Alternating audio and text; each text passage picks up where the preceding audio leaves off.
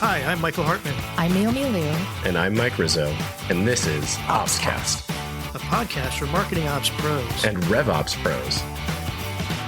Created by the Mo Pros, the #1 community for marketing operations professionals. Tune in to each episode as we chat with real professionals to help elevate you in your marketing operations career.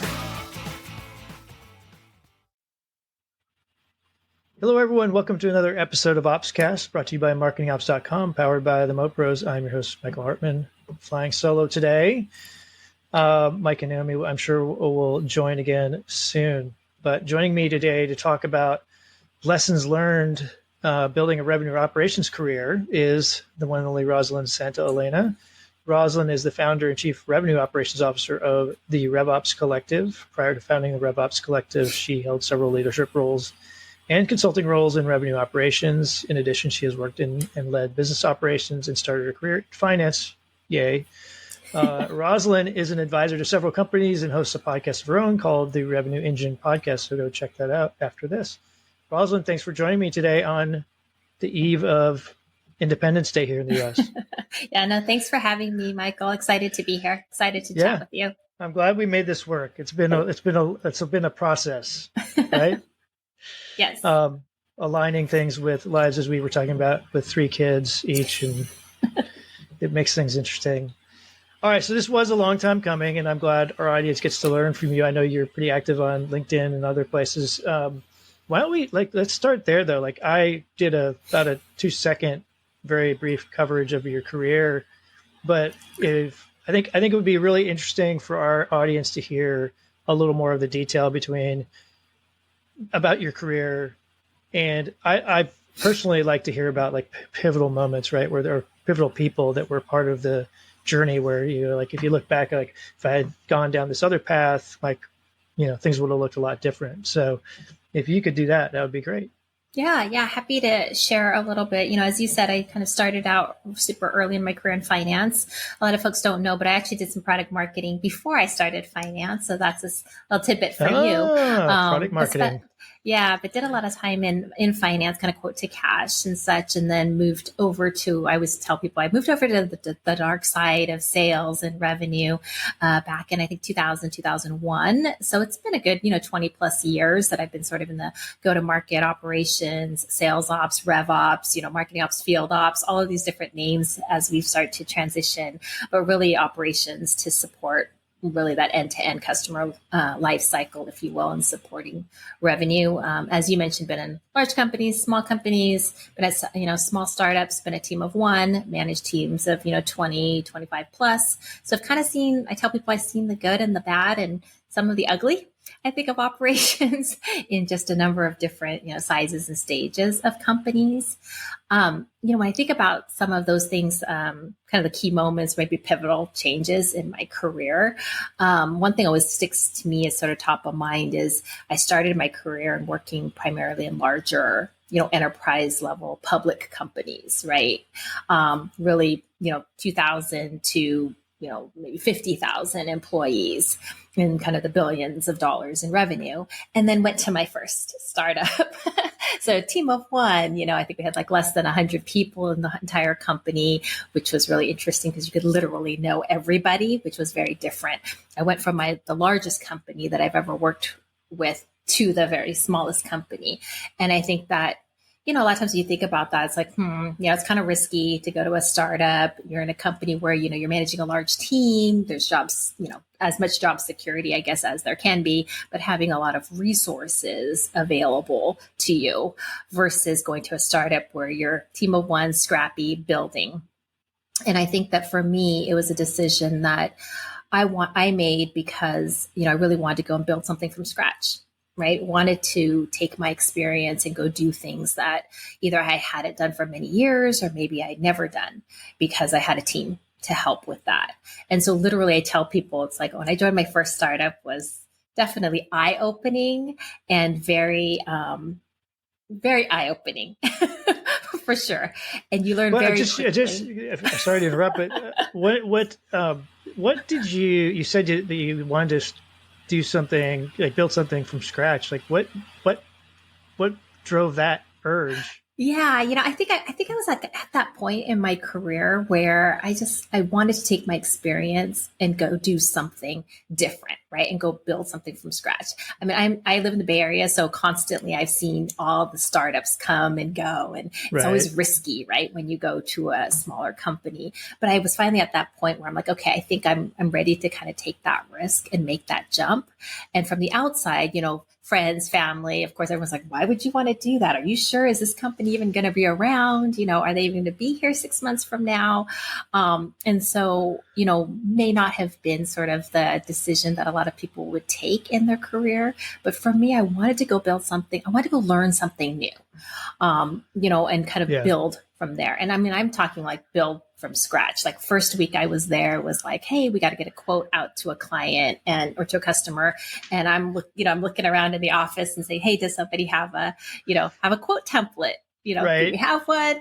And literally in true startup mode, it was like, oh yeah, go check with, so-and-so. I think he might have something on his, Google Drive. That was a big shift too, by the way, that whole episode too, going from, the tools side. But I just learned to be scrappy, right? Learned how to just roll up your sleeves and just build and be iterative. Things that were, in a larger company that would take, months to roll out a system, right? Or roll out some new technology or process with tons of people involved was literally like, okay, I just make this decision on my own, tell everybody, just let them know. And next day we're using it, right? It's a very different approach. And so I think that, although it may not have made sense from the outside in terms of from a career perspective, and also I took a big pay cut, there's all kinds of stuff involved in that. Right. But I think that, might not have made sense from the outside, but for me, I look back and think that that's one of the best decisions I made because I was able to learn things that, I hadn't really kind of pushed myself out of that, that uncomfortable sort of zone, right? Getting out of your comfort zone to learn. And I felt like I was able to learn and grow still, right? Even having been working in this kind of space for some time, which has led me to be, at multiple kind of startups. Definitely startup life is not for everyone, as we know, not for the faint of heart for sure, but it's led me down a path where I was able to really not only add to my own toolbox and toolkit, but also build relationships with, new folks and new companies, and has opened, up the opportunity for me to be able to go do so much more, which has been really, really rewarding. Had I not done that, maybe I'd be retired right now, with real stock that's traded on the public market. Right. But, I wouldn't trade it for the world. It's interesting. I was just realizing when you said you went from the largest company to the smallest company, I realized that's actually what I did too. Cause I was working for a global telecom company. It was 100,000 people ish. And I think I was person 20 at a consulting startup. And my first client was another telecom client, but I'm with you, right? That you just it was a leap of faith. In fact, one of my kids the other night at dinner was asking me, was it good? And I was like, well, it depends on how you measure that, right? I mean, I think like we got acquired sooner than we thought. So the equity piece didn't turn out to be what I had hoped for, but it like, I don't know, like it was a great time to learn. And since it was consulting, I mean, I was thrown into an account that I had no connections with, and we weren't subcontracting, but there was another big 4, big 6 firm there that was doing the overall program management, and they were always looking to get undermine us and get us kicked out. And so I had to fight tooth and nail just to stay there. And I actually grew it because I built really good relationships with the client. So I mean, it's stuff that and no one taught me that. Right? It's like to figure that out.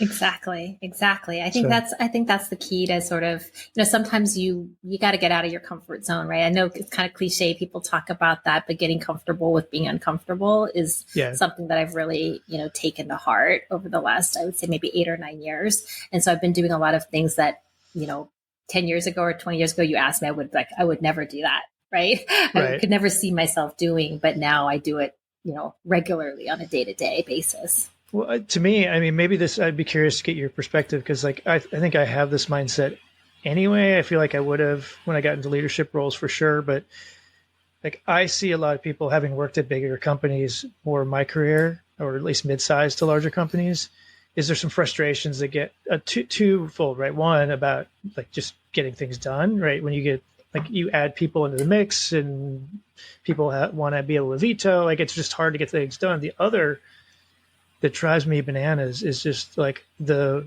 wasteful energy and spending that happens sometimes, because it's like it's a rounding error to spend $10,000 on something, right, or $20,000 on something if it doesn't work out. Like, and I just like that, like make like I'm actually like having physical like reaction to even saying that out loud. Like, did you like were you kind of, was that part of the motivation too? It was like just like being able to move faster, like you saw that what needed to be done at this big company and you couldn't do it?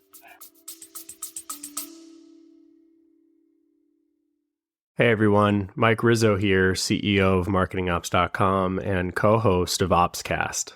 I've got a little secret to share with you, something that's been one of the best kept perks of our community until now. At marketingops.com, we've built a hiring program that's changing the game for marketing operations recruitment, and we're finally sharing it with the world. Our community is over 22,000 strong, and within that, we have over 4,400 members who are actively and passively seeking new opportunities. These are seasoned professionals with skills and experience spanning platforms like HubSpot, Pardot, Marketo, and so much more.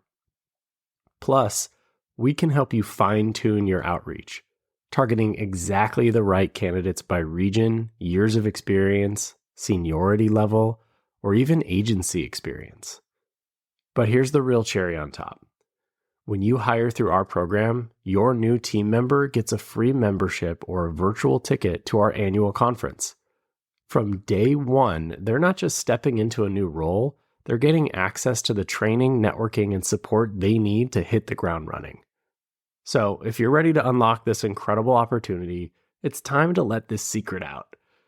Visit marketingops.com and find your next star teammate today. Thanks for listening, and as always, keep optimizing.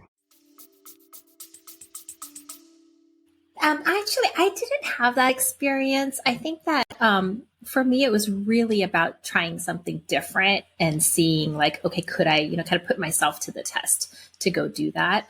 I actually liked pros and cons, right? I think like anything else, like there were a lot of pros for me in working for larger companies. There were many days when I worked for smaller companies where I was like, to your point about budget, right? Of fighting for like, $300 a person kind of thing versus, at a larger company, we would spend millions on certain things, right? Yeah. I remember at my first startup, like we were planning SKO, right? And here I am, I'm VP of RevOps, but I'm here negotiating the coffee. I'm booking hotel rooms. I'm booking golf rounds and spa treatments for people for President's Club. You were head of events too. You didn't know that. Yeah. And so, but it was a lot of fun, right? It was really a lot of fun, but there was definitely days where I'm like, oh gosh, it'd be nice to have, these, a resource to do this or a resource to do that. But at the same time, there's pros and cons. I think there's definitely some fun in kind of getting your hands in there and doing. No, I mean, I tell people all the time, like the world is not, there's very few things in life that are right or wrong or, A or B. It's usually trade-offs, right? And exactly. It's like your personal sort of say risk tolerance or something like that is a part of that. And so to me, like, I think it matters, like that matters, right? Some people they're comfortable in the big company and they thrive in that. And then there's like, I sitting on the fence. Like, I don't really like the big companies. I've been in the startup life or really small companies and I like sort of all the places I've liked the best were in that, say, 1,000 to a couple thousand people, right? Revenue has never been a great indicator for me about how a company operates. Yeah. Because you have a chance to really meet a lot of people, interact with a lot of stuff. You tend to don't have as much bureaucracy, right? Yeah. So yeah, I think the level of that size sort of company, you have that level of influence, right, and be able to impact quickly. But then you also have some of that stability, right? A little bit more of the foundational stability that you might not have in an earlier stage. Yeah. So your most recent move though was to start let me make sure I get it right. Is it the RevOps Collective? Did I get it right? Yep, you got it. Yes. Yep. And Talk to me about that. Yeah. So I started, so I've been kind of advising companies, more of an equity base to working with the founders and such for a number of years now, but really wanted to go do more of that. So I guess it's been almost 2 years now. I've been, kind of running my own as a solopreneur, kind of, doing consulting for businesses. So really spending time helping businesses really kind of build and scale and grow their revenue operations. A lot of times it's fixing, as you can imagine, but it's really coming in and helping them sort of right the ship and really understand, hey, do a current assessment, understand what's kind of working, what's not, and kind of help them build a blueprint going forward for somebody else to sort of execute, whether they have a RevOps leader and somebody that I can kind of work with and partner with, or they don't have an ops leader and just need someone to kind of set up what does that function look like, who do I need to hire, and kind of help them build a team and then hand it off. And then the other piece that I'm doing a lot of, which selfishly I love, and it's so incredibly rewarding, is I actually do one-on-one coaching with ops professionals, right? And so there's just something about seeing a person win that is just incredibly impactful and rewarding. Of course, you would love to see businesses win too, right? Of course we do, but seeing a person win is it's a whole nother level. And so I've been very fortunate to be able to work with, manager, director, senior director, VP level, kind of all levels across sort of different operational roles, whether it's finance ops or it's marketing ops or it's true kind of rev ops or sales ops, but being able to work with different folks to hopefully, share some of my experience and some of my mistakes made so that they can hopefully do a little less trial and error. They can skip some steps, not only to help their businesses, but help themselves really accelerate their career. So that part has been really, really fun and really, really rewarding, like I said. That's great. I actually am doing some of the same thing. I think mostly with managers or people who aspire to be managers and so for kind of first time people leaders. Yeah. And then some directors in both like marketing ops and rev ops. And I echo what you say. I like it is a lot of fun to see people succeed. And like you, like no one told me like expectations are completely changing and what the skills you need to be a people manager are not the ones that you needed to do stuff on your own. That's right. Yeah. And like helping people get through that it's very rewarding. It's a lot of fun. I totally get it. Yeah. And with our roles, right, Michael, as kind of operations, it's so broad, right? There's all these tactical and technical things, but there's strategic things. And like you said, the leadership side of, the soft skills around change management and influencing without authority and being able to kind of drive alignment, all those things. It's like, it takes a lot of, there's a lot of trial and error in that if you don't have sort of a trusted advisor or a guide or somebody that kind of can lead you down the path to not only validate that, hey, you're thinking about this the right way, but also here's 2 or 3 things to be thinking about. And here's 2 or 3 maybe practical things you should go do to move things in the right direction. And I also find that the coaching is really helpful for people sometimes you just need that advocate too.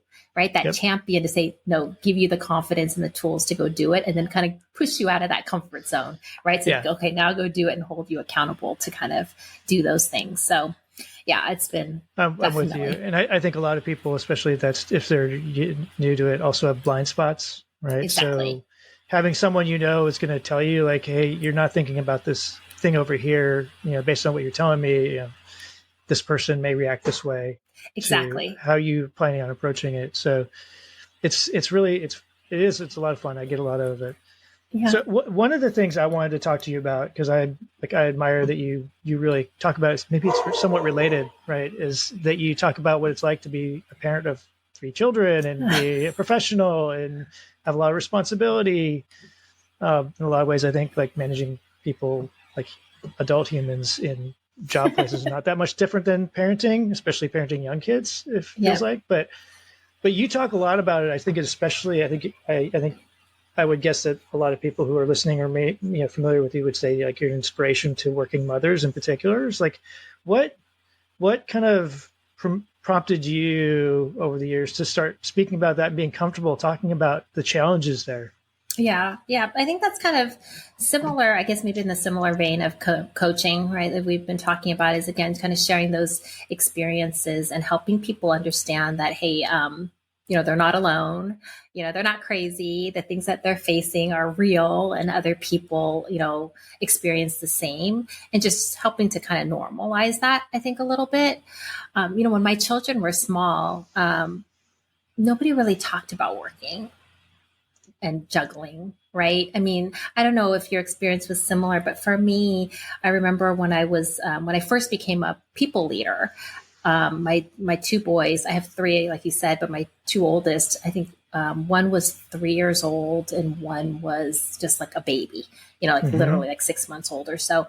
And then I got this opportunity to sort of get promoted into a leadership role. And I remember thinking like, okay, kind of doing that balancing and sort of the pros and cons in my head about, hey, am I ready to go do this while I have, this toddler and an infant in tow, right? And trying to balance that. But I remember when and maybe that's a good leap of faith too. That's a good pivotal moment too in my career is doing that. Sure. But doing that, I just remember like never really talking about home. Like never talking about kids in the workplace.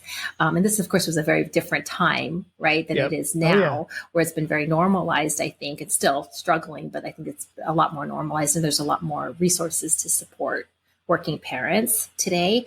But back then, like we didn't talk about it. And it was almost like I would intentionally not talk about it because I never wanted to be perceived as if I was less than, or I couldn't do as much, or give, anybody a reason to think that I had other priorities that would take away from my ability to do my job well.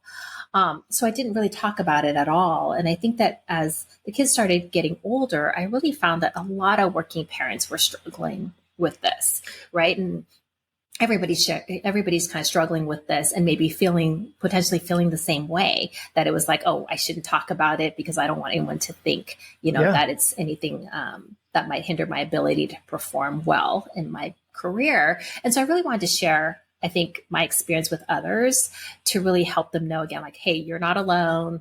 This is completely normal. And if there are any, tips or advice that I might be able to share that could help even one person out there, I really want to go do that.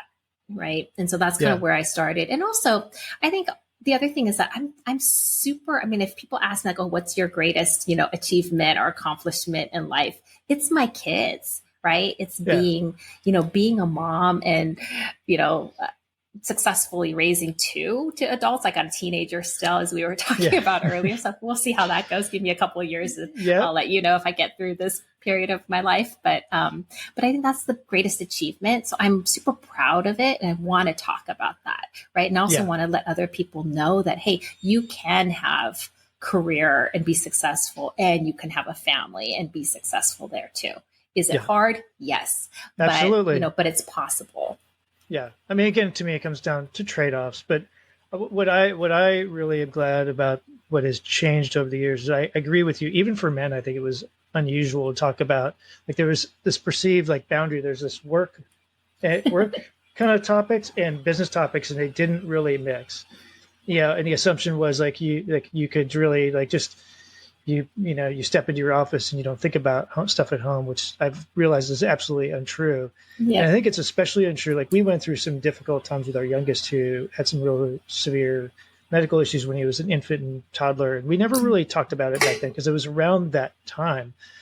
And over the course of us having 3 kids, we also had miscarriages, right? Which I think is another topic that I honestly like I can't even imagine what it's like being the mother who's going through that, right?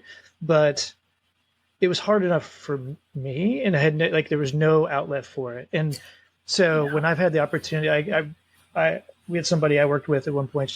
We were more peers, and she had gone through one. I found out, and she was pregnant. And I knew what she was probably going to be going through mentally, and just said, "If you ever want to talk, right?" I think, and it wasn't something I made a big deal of. It was just one-on-one.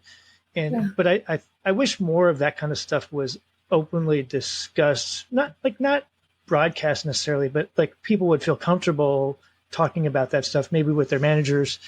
I see some of that, but I still don't see a lot of it.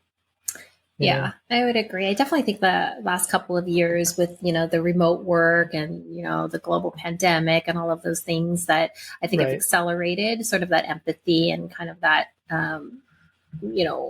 recognition that there needs to be more open dialogue and transparency, but also I think gave people a glimpse into, hey, these folks actually have a life outside of work that they're trying to juggle, right? And being able to see some of that, I think it's been, it's unfortunate that it had to take, an event like that to bring that transparency to the table. But I think it's, from a positive perspective, at least I think made people more aware. Yeah. Which, I mean, going back to the coaching bit a little bit, that's one of the first things I tell people who are new managers. You have to get comfortable with uncomfortable conversations. And sometimes it's stuff about personal life that you have to you have to keep it confidential, even and it's you have to have integrity to do that. And it's not always easy to, because you'll get pressure from other people. Tell us what's going on with John. Right? Yeah. And I told John I wouldn't say anything about it. Yeah. So and stand your ground. It's not done it multiple times and it's not easy. And I'm always glad I did. Yeah. Yeah, definitely. So, well, good. I'm glad you're doing that. I hope you continue. I know you will. So let's get into a little bit of the revenue operations world and what's going on there and marketing operations. So you spent much of your career in sales operations and then in revenue operations, where I think you had preview for the broader operations under the go-to-market activity. So I'm sure I think you kind of alluded, right? Some that worked well, some that didn't.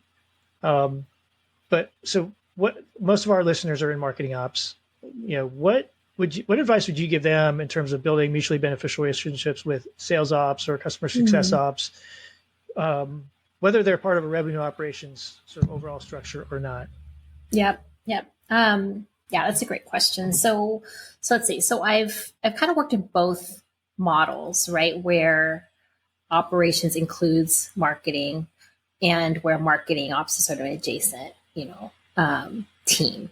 And so, I think the key, like anything else, right? It's less about org design and who people report into and much more about collaboration, right? And that alignment that we, talk about a lot. Probably the most overused word that I have is alignment, right? But I think that it truly is, because even when marketing ops didn't report through my organization, we are side by side, right? Working in the trenches together. And I think that's really important, because I've seen where it doesn't work that way. One of the organizations that I joined was really to kind of bring those teams together, right? They had marketing ops and sales ops and CS ops and sort of the systems kind of team, but they hadn't worked in a model where everybody was under one org. And when I came in, for me, it was less about, okay, I got to move everybody under the org chart, right? But more about, let's break down some of the communication silos and just drive some of that transparency. Because there was I've never seen a company like this before where the marketing ops and sales ops folks literally did not talk to each other. I could see not having great conversation or maybe not collaborating optimally, but just literally avoiding each other. And so there was a lot of kind of work to be done there around helping them understand why, hey, you don't have to like each other or be best friends or go out places, but hey, we are going to work together collaboratively for the benefit of the company, right? And for the team and the customer. So I think, being able to see each other as partners and building advocacy across those teams, I think is going to be really, really key. Again, regardless of where things sit, is inviting the teams to the same conversations, right? Having people just being transparent, opening up and saying, hey, this is what we're working on. Because what'll happen is you'll all of a sudden see oh, there's all these synergies, there's lots of opportunity, or you see oh, what I'm doing here, this is how it affects something down funnel. And for sales ops to really understand, hey, this is what's happening. Marketing's not doing all these things to break all of our processes. Break Salesforce. Yeah, they're actually trying to achieve the similar outcomes, right? And then if you're not aligned on the outcomes, that's a great opportunity to talk through that. And not only that, you're building I think ops people in general, we all sort of have a ops mindset, right? We like to lean into the chaos. We like to make sense of the chaos, right?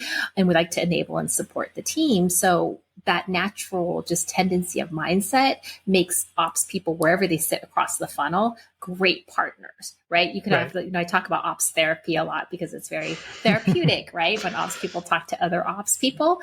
And so I think they'll be surprised if they just have those conversations on how much you can have an advocate and a champion in your corner, and ops can kind of work together instead of against each other and work to just better support the business.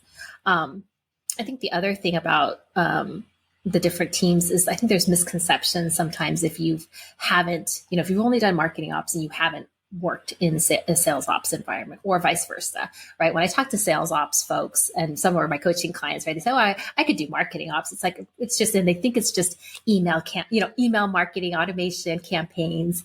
And I'm like, the marketing ops is so much more than just campaign ops, right?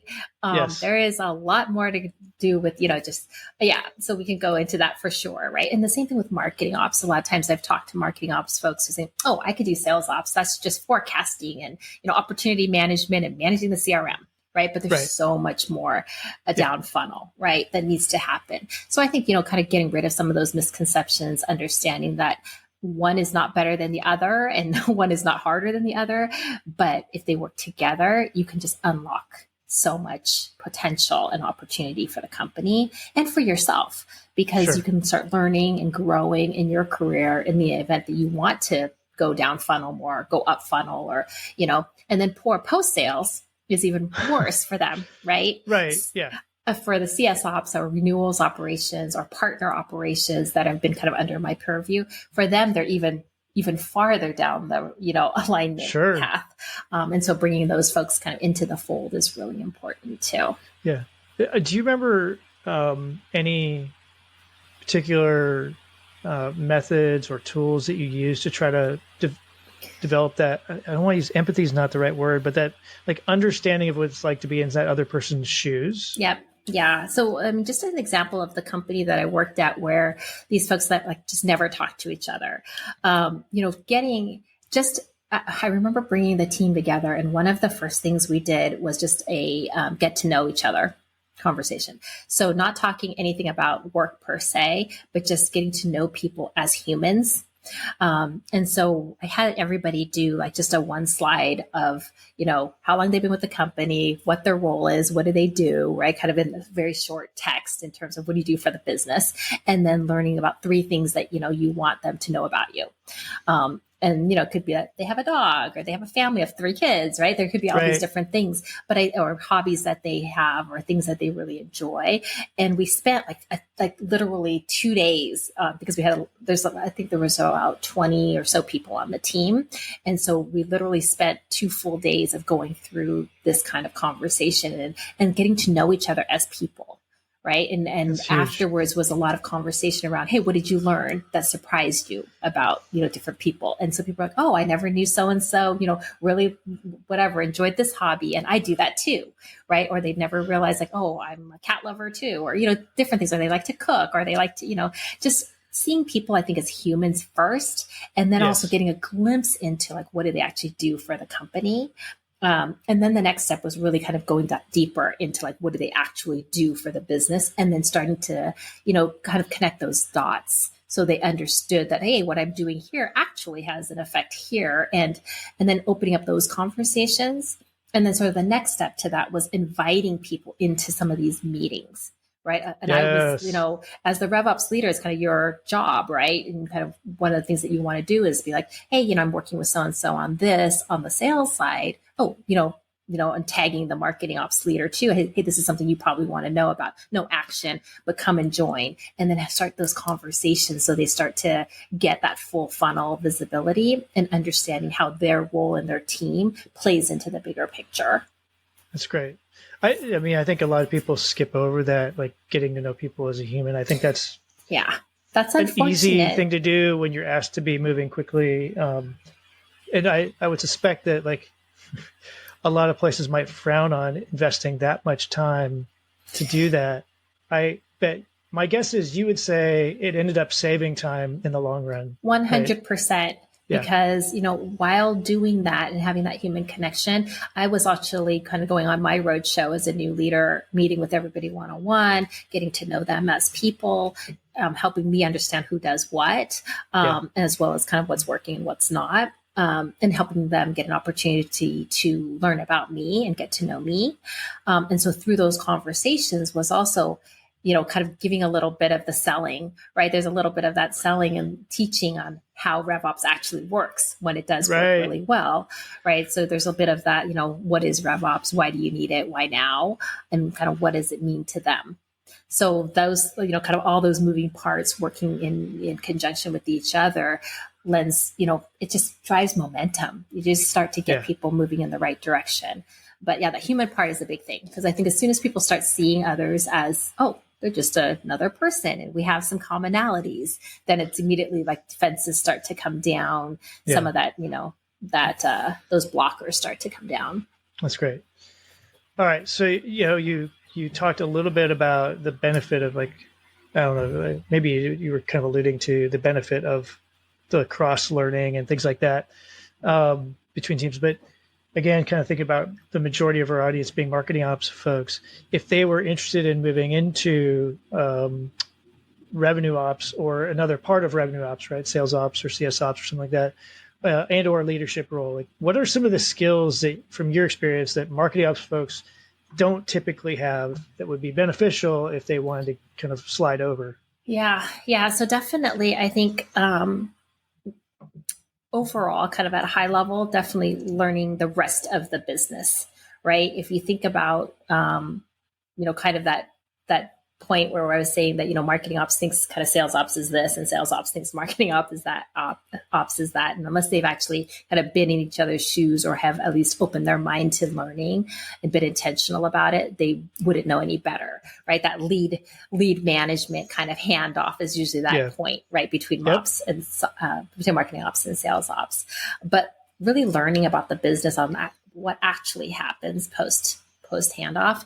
So I think that there's, spending time on both. There's a strategic side of it, and then there's a tactical side of it, right? So from a strategic perspective, obviously understanding the business, learn more about what are the sales and post-sales sort of goals, their strategy, right? Understanding the more of the high level, kind of the planning process, what are those, the insights and sort of the metrics that matter to the business, the operating cadence, right? Getting to know the goals and sort of those metrics and such, and learning how to be a really strong business partner for not just the sales and post-sales team, but that cross-functional team. Because on the sales side, and similar to the marketing side, you're working with everybody in the business, right? Whether it's finance, it's legal, it's IT, if you have one, if you're looking to have an IT team, right? But you're working with HR. I mean, just working with all the different teams, product, right? Even engineering in the earlier organizations. So really understanding how that business works is important. And then from a tactical perspective, I think, spending time with not just your ops leaders or ops team, but also the sales leaders and the actual reps, right? And then there's those kind of big blocks from a tactical perspective, right? Yes, there's the CRM side of it and all the ancillary systems, but there's also about learning sales methodologies and, rules of engagement and forecasting and comp and, headcount planning and, pricing and kind of quoting and deals. So there's so much on the that side, but just trying to really learn different blocks of those from a tactical perspective and really understanding what it means. And then of course the post-sale side as well, especially in SaaS. But if you have a partner motion, you have a channel motion, maybe you have a big renewals or expansion business or, customer success or customer enablement and things like that. But just starting to immerse yourself in that, I think, is a great way to just learn the business and not only to grow your knowledge and your own career if you want to move into a broader role, but also just to have a better understanding around that alignment piece to do your job better today. I think there's a lot of value in that. I worked at a company who had a really large sales team, but marketing was really sort of the idea of marketing being involved with, the whole funnel process at all was actually a brand new thing. This wasn't that long ago. And it was, a lot of people were getting frustrated that the sales team was not doing what they expected, right? The way they managed opportunities and stuff. It was interesting to me. Like I just spent time when I also had an small inbound team. So, and I didn't have anybody. So it was me doing like lead qualification and routing. So I had opportunities to talk to a lot of salespeople in the process while I was doing that, which was hugely valuable for me just to understand like what are they, like how they work, how should leads be routed and things like that. Mm-hmm. But the other one that was really helpful for me, one time I finally asked somebody, I think by that time he had moved out of sales, was in like a sales sales enablement role. I said, like, how are the salespeople compensated? Because I was like, my experience, like that's going to drive, like how they're measured and how they're compensated is going to drive behavior. And I found out, to my astonishment, that they were base plus bonus. They were not, on a traditional, eat what you kill kind of plan. And I assumed that it had been. So I had been going like, I need to figure out ways to incent them, but there was like very little that I could do to incent them through that. And so I had to figure out other ways to try to get them to support what we needed to do, which meant mostly I had to figure out ways that I could make it easier for them. Exactly. It's the what's in it for them. Yeah. Yeah.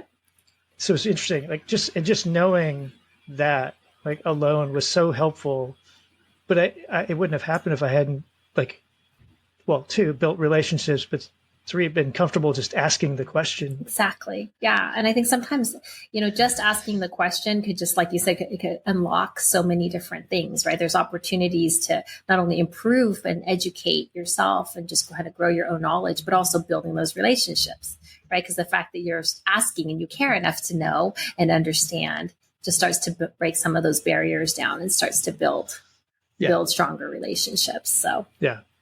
So I'll tell people, and I happened to be in sales for a short period of time in my career in that small consulting company I joined. And it gave me so when I got into marketing, my perspective on that from a marketing standpoint it's probably still very different than a lot of marketers. And so I tell people all the time, like, you do not know what it's like if you've not been in sales to do cold calling, to be hung up on, to be yelled at, right? That all is real stuff that happens. And it's hard.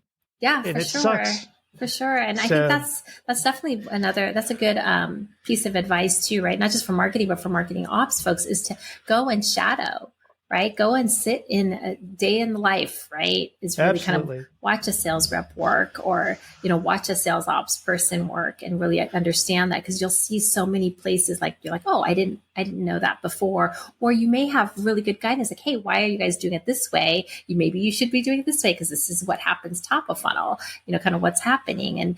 And regardless, I think you're going to find almost inevitably, you're going to find a couple of ways of things that you could do immediately to improve the process. Absolutely. Yeah. Yeah. Love it. Or you'll find out why it takes them so long to do something you think should be straightforward, because you didn't realize actually the system doesn't do what they have to. So they do these 3 exports, they do all this manipulation. It just unfortunately, that's real stuff. And unless you know that, and people don't, most people that I want to work with generally don't say anything about it, right? Mm-hmm. They just sort of deal with it.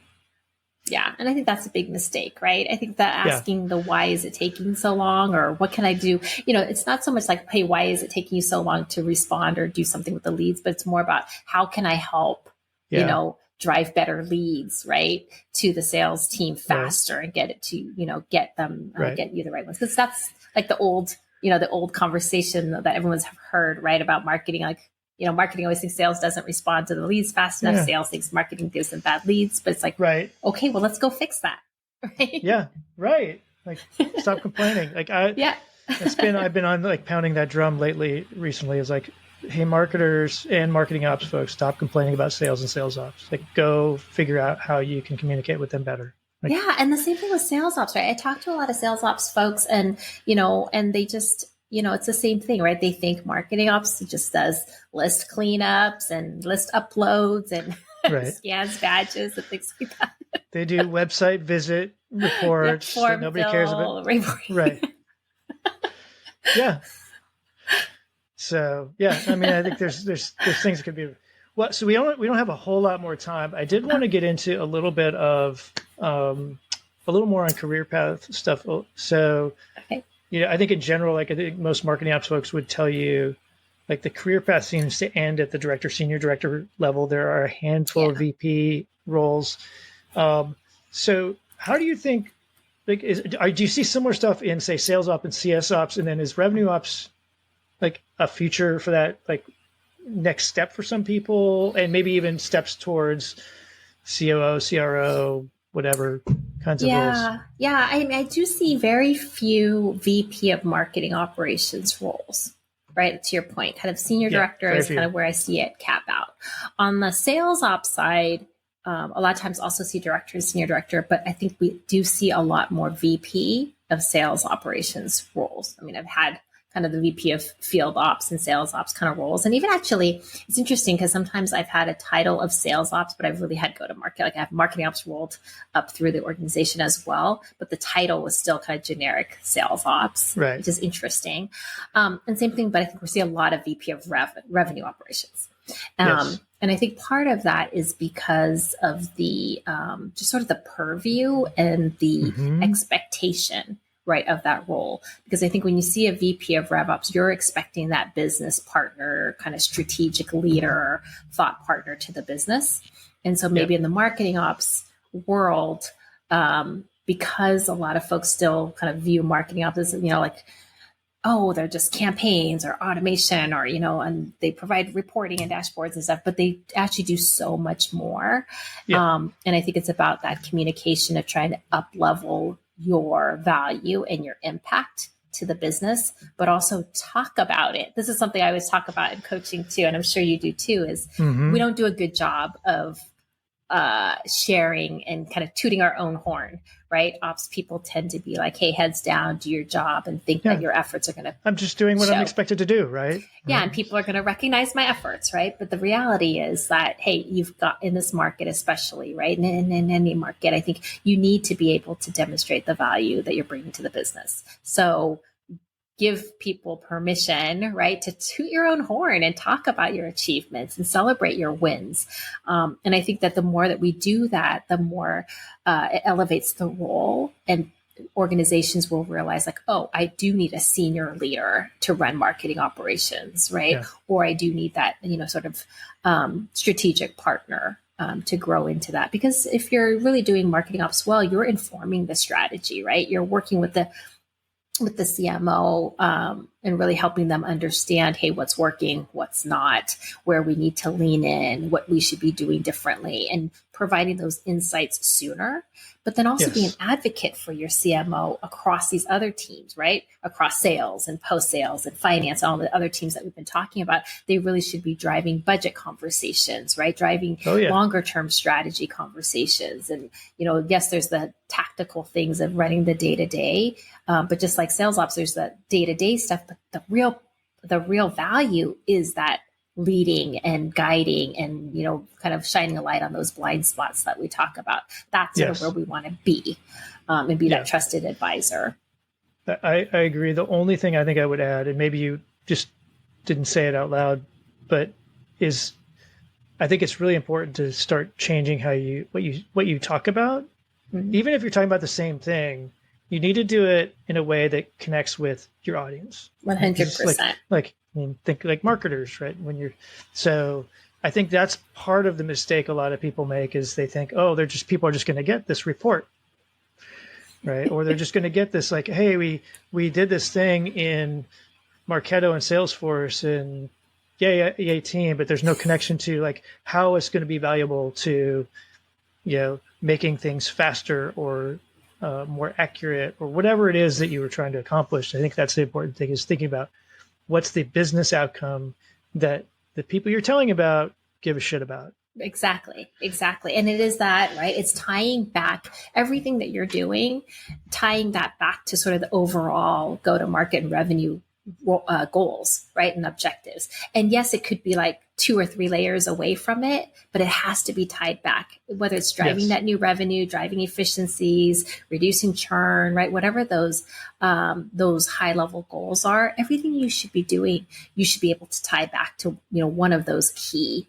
objectives. And if you're not, then, you probably should reconsider some of the things that you're working on. And are they really priorities, or are they just firefighting? Right. Yes. And to your point, it is the way that you present those and have those conversations, right? Instead of saying, oh yeah, I built this report to show, what the, how well this campaign performed. Instead of that, it's more, hey, I'm seeing these campaigns perform well in these segments or against these type of personas, but what's not performing well here's what we should be doing differently, right? And having those more recommendations with pros and cons, and then be able to have that conversation. And then of course we're going to swivel chair and be the ones to execute on it as well. But being able to provide those insights and, to your point, how does it tie back to business outcomes?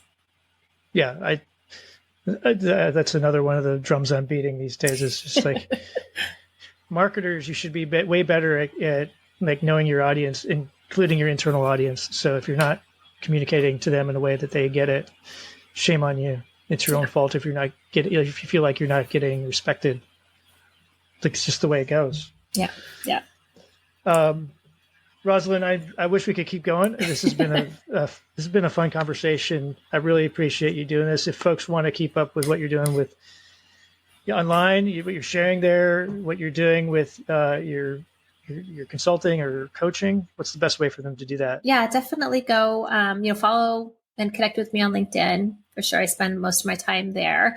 But then also on my website, you can go to the RevOps Collective. Feel free to learn more about services, book some time with me if there's ever a time that I can be helpful. There's also some things on the website just around resources and such. And so definitely go and check things out there as well. Fantastic. Well, thank you again. Thanks to our audience for continuing to support us and give us ideas and suggestions for guests and topics. And if you have a suggestion, feel free to reach out to me or Mike or Naomi through LinkedIn or marketingops.com or Slack channel. Until next time, bye everyone. Thank you.